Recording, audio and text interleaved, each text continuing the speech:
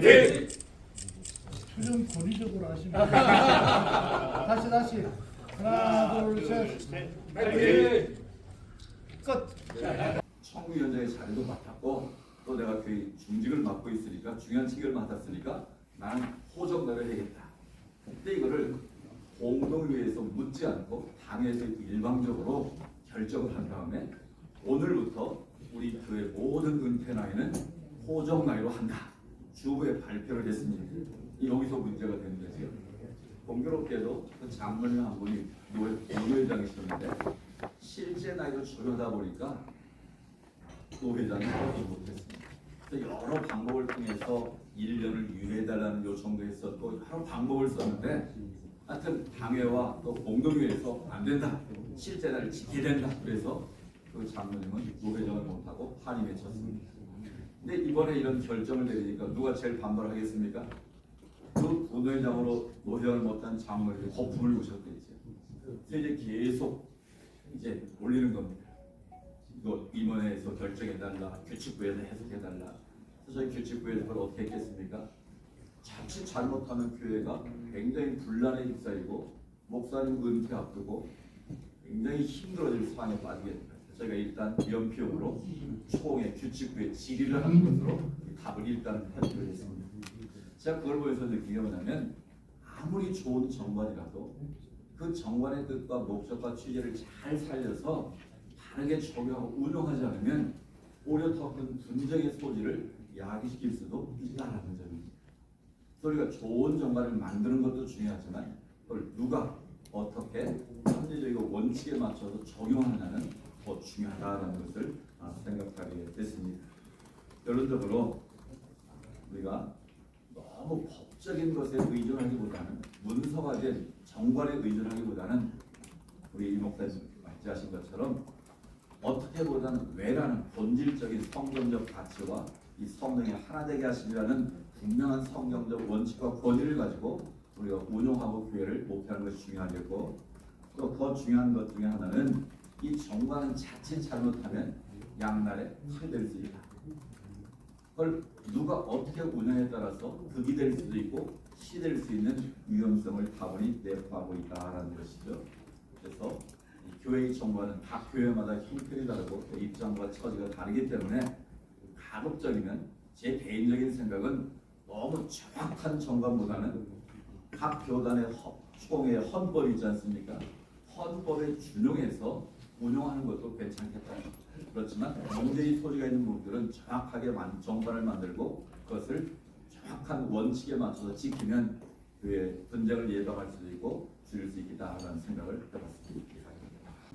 수원중공교회를 담임하시고 또 중앙위원으로 우리 본회의를 섬기신 이유환 목사님.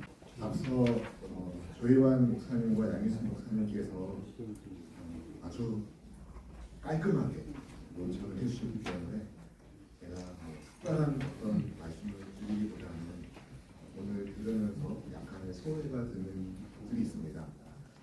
이건영 목사님의 경우에는 어린 시절부터 다녀왔던 교회에서 그 사역을 오랫동안 하시면서 교회 정관을 왜 만들어야 되는지, 어떻게 만드는 것보다 왜 필요한지를 먼저 묻는 것이 목사님의 이렇게 삶의 여정 속에서 묻어났다고 생각하고, 정선임 목사님의 경우에는 그 경험 속에 교회가 어려움을 겪었을 때 나 어떻게 좋은 교회를 만들 것인가 고민하시면서 그 결과물이 거리컴피 광성교회의 정관이 되었다라고 생각이 됩니다. 이건영 목사님의 그 원리와 또 정성진 목사님의 실행 방법이 오늘 양 날개를 우리에게 잘 생각할 수 있게끔 좋은 인사이트를 주신 것에 대해서 너무나도 감사드리고요. 가장 좋은 것은 법이 없어도 교회가 평안한 것인데 지금 우리의 현실이 그렇지 않기 때문에 결국 법이 필요한 시대를 우리가 살고 있는 것은 맞습니다. 최소한의 가이드라인이 필요하기 때문에 우리 이건영 목사님 얘기하신 것처럼 선을 지킬 줄 알아야 안전하게 목적지에 도착하는 것처럼 정관은 교회가 하나님 중심에서 벗어나지 않는 최소한의 가이드라인을 만들기 위해 필요하다라고 생각이 듭니다. 교회는 하나님이 주인 되신 교회이고 성령님은 교회를 하나 되게 하시는 분이시고 이 최소한의 기준에 따라서 각 교회의 현장과 목회 철학에 맞는 정관을 만드는 것이 좋겠다라는 생각하면서 사실 오늘 타이틀이 모범적인 정관을 만드는 것인데 과연 모범적인 정관이 무엇일까 생각해 본다면 모범적인 목회 철학이 가장 먼저 이어야 되지 않을까라는 생각을 하게 됩니다. 처음 개척하신 분들이 만들게 되는 정관이 다를 것이고 저처럼 후임이 들어가서 개정을 해오는 과정 가운데 정관을 다시 새롭게 리뉴하는 경우도 다 다를 텐데 가장 먼저 저같이 후임으로 온 사람에게 제가 하고 싶은 이야기는 교회를 일단은 배워야 된다. 우리 교회가 왜 이 지역 사회에 있고 교회의 역사가 무엇이고 교회에 지나온 세월 가운데 하나님께서 어떤 일을 하셨는지를 배우고 난 다음에 하나님이 나를 거기에 보내신 이유가 있기 때문에 함께하는 공동체와 여러 과정을 거쳐서 좋은 정관을 만드는 것이 필요할 것이고요.